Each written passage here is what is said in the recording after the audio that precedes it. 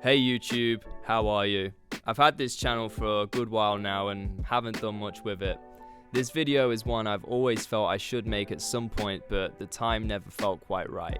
Today, I've decided to go for it because, like Charlie Chaplin once said, to truly laugh, you must be able to take your pain and play with it. For those of you who aren't aware, X Factor is a singing competition and cornerstone of Simon Cowell's cinematic universe. It first aired in 2004, and if you're like me, it honestly had a huge impact on your childhood.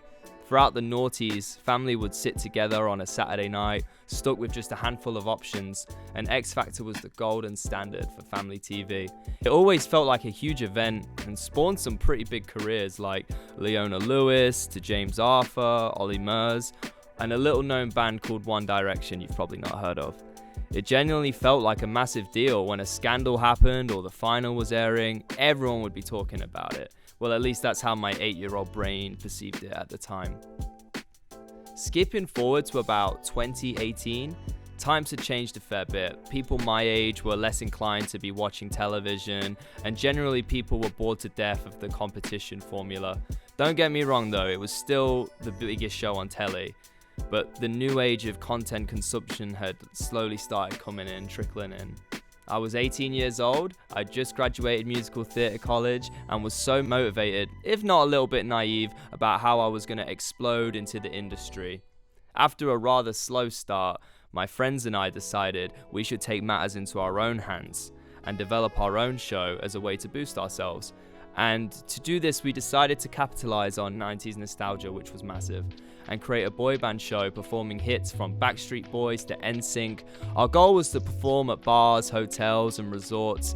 It's important to note that we were musical theatre performers doing a boy band show, as opposed to being an actual band. Our aim was to perform a nostalgic show for money rather than become a group that releases our own original tracks and builds its own fan base.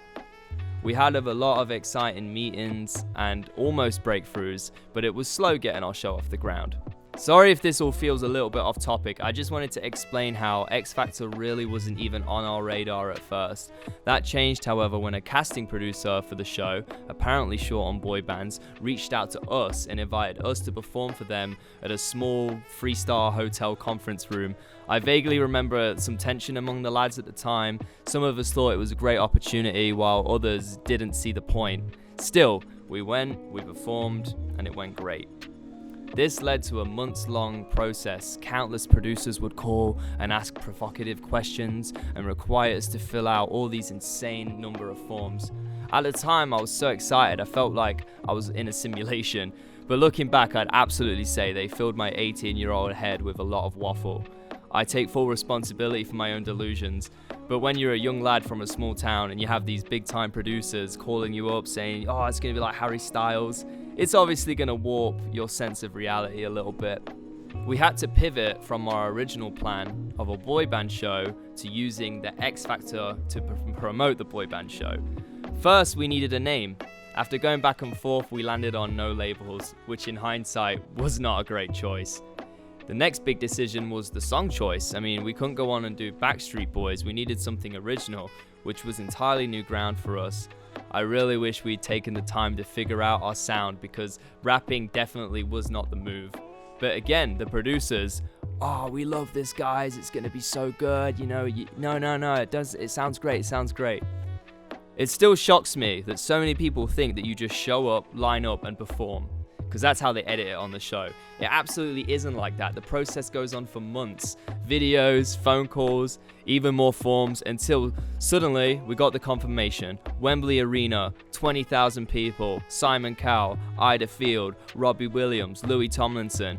It was crazy because we'd been covering songs from Take That and One Direction, and now we were going to perform for those guys. We were ecstatic. That brings us to the day itself. After yet another audition for the producers, we were told that it was our time to go backstage.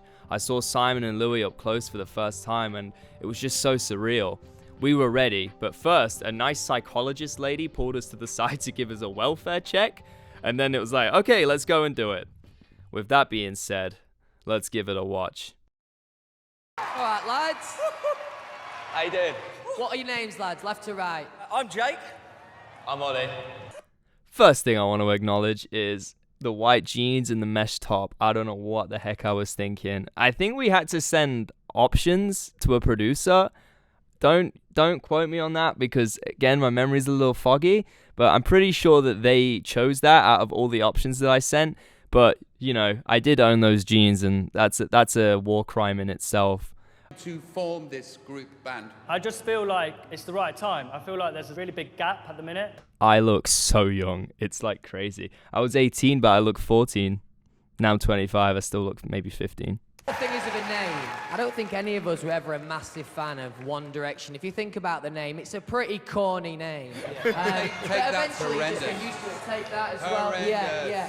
So, good luck. Thank you. All right. Thanks, guys. None of my family would come to the show because they didn't want to be on camera. But looking back, that was a blessing in disguise because my parents would have gone mental if they were there, and we would have got memed even harder.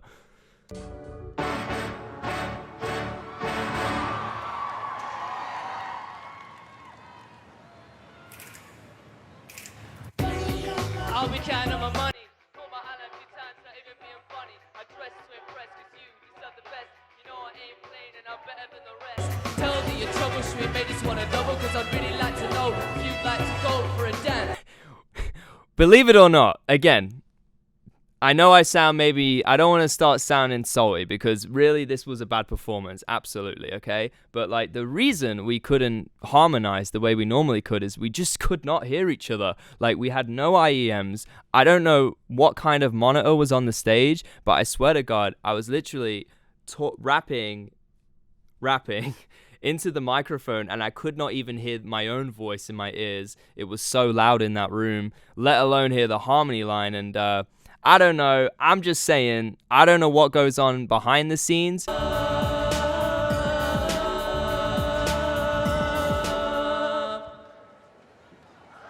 They really didn't do me a favor zooming in on my face on that bum note when what we didn't hit.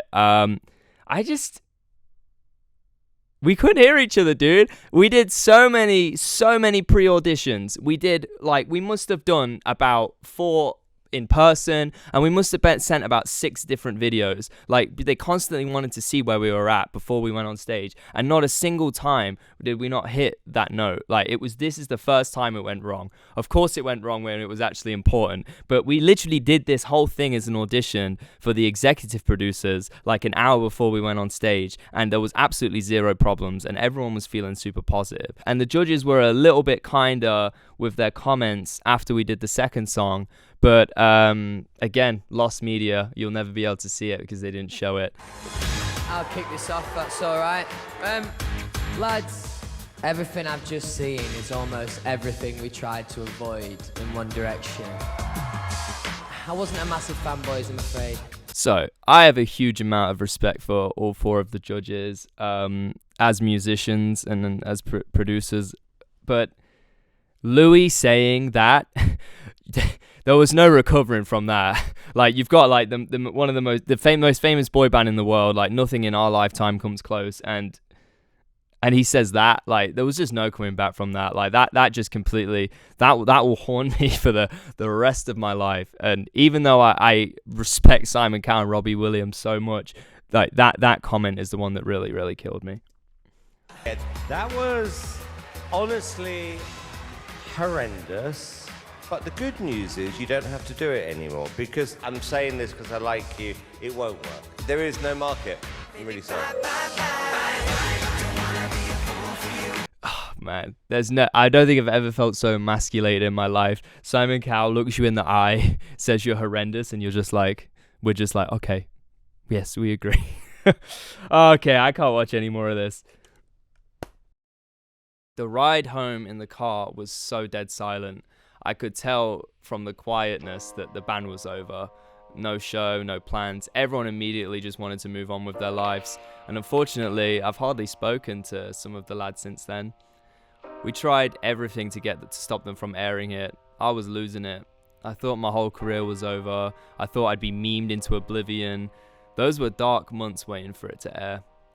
I ended up pleading with the production team, telling them, I'm not doing so well mentally and explaining everything in detail, 2 days before it aired, an executive producer called me because I guess I'd raised some alarm bells, and he basically said, look, we're airing it, but we can get you some counseling if you need it. They were just covering their asses legally in case I did something to myself, which is pretty wild looking back. The show aired, and for the first 2 weeks, it was awful. I got recognized in the street a few times, laughed at, my DMs were full of hate, and I just felt like an embarrassment. But after those 2 weeks, people moved on, which taught me an important life lesson. I'm not the main character, and whatever happens, whatever scandal, whatever, people just move on. People really don't care.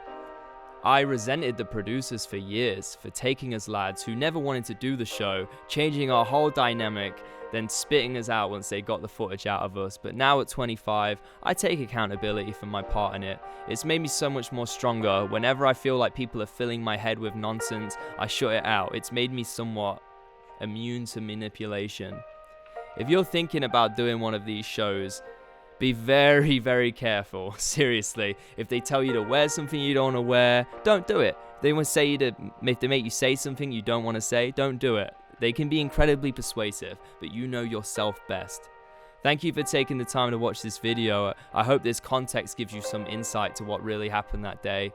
If you enjoyed the video, please consider subscribing. I'm going to start being much more active with videos at least once a week. With that being said, have a good one. You're my style. I wanna lay with you and just play for a while. My eye, kinda like Hawaii girl. I know you wanna try me, but for now, let's kick back with this pancake stack. Taste so sweet. Pour it on, blood in the